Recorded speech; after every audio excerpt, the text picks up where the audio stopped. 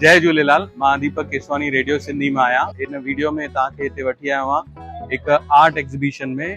छो त मोस्टली सभु जेके सिंधी आहिनि धंधे सां कनेक्टेड हूंदा आहिनि, धंधे वारा हूंदा आहिनि, त उन्हनि ओतिरो कला ऐं म्यूज़िक खे या संगीत खे एतिरो एप्रिशिएट न कंदा आहिनि। त हिन जो मक़सदु इहो आहे कि असां जेको म्यूज़िक आहे, आर्ट आहे, उनखे असां उन सुठे नमूने सां उनजे निटी क्रिटीज़ या नंढियुनि नंढियुनि ॻाल्हियुनि जे बारे में इंट्रोड्यूस कयूं, ताकि सिंधियुनि में बि कला जी हिकु रुचि, हिकु इंट्रस्ट जागे। त इन ॾिस में मां हिते थाणा में एग्ज़िबिशन लॻाई आहे नीलम जी, उन्हनि सां हिते मां मिलण आयो आहियां। नीलम ऐं हिननि हिते आर्ट एग्ज़िबिशन रखी आहे, त हिन जे बारे में, आर्ट जे बारे में असां हिननि खां वधीक ॼाणींदे। सिंधी आहिनि, असांखे सिंधी में कला जे बारे में ॼाणींदा, जेका हिकु तमामु एक्सक्लूसिव ॻाल्हि आहे। झूलेलाल, बेड़ा ई पार।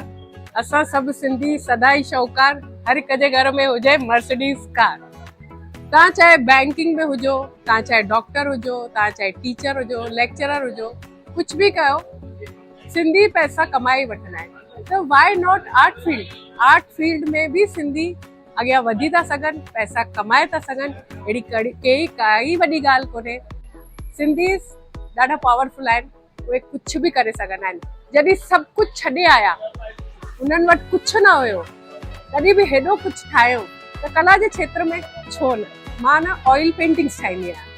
ॾाढो टीडियस आहे, घणा ई लेयर्स लॻाइणा पवंदा आहिनि। Layer 1, layer 2। We have done this for this event. इन इवेंट लाइ असां ही सभु पेंटिंग्स ठाहियूं आहिनि। एंड ऑल्सो असां बेस्ट ऑफ वेस्ट कंदा आहियूं, एनवायरमेंटल फ्रेंडली वर्क। बॉटल्स माण्हू उछले था छॾनि, पर असां हुन मां आर्ट ठाहे करे we sell it to people. And then there are candles, there are paintings, there is macrame work. घणो ई कुझु आहे, घणो ई कुझु तव्हां करे था सघो आर्ट फील्ड में। माय स्ट्रेंथ इज, मुंहिंजी जेकी ताक़त आहे उहा आहे ऑयल पेंटिंग, ऐं मुंहिंजी जेकी ताक़त आहे उहा तंजोर पेंटिंग्स। हिते मां रखियूं कोन्हनि। तंजोर जेको आहे तमिलनाडु जो आर्ट आहे। मां आर्ट सेखारींदी बि आहियां। मां चाहियां थी इहे जेके नई जनरेशन जेन ज़ी, असांजी जेन ज़ी सिंधी अचनि ऐं मूं वटि आर्ट सिखनि ऐं हिन आर्ट खे अॻियां वधाइनि। असां सिंधी ॾाढा ई इंटेलिजेंट आहियूं, ऐं जेके इंटेलिजेंट माण्हू थींदा आहिनि, they are the most artistic.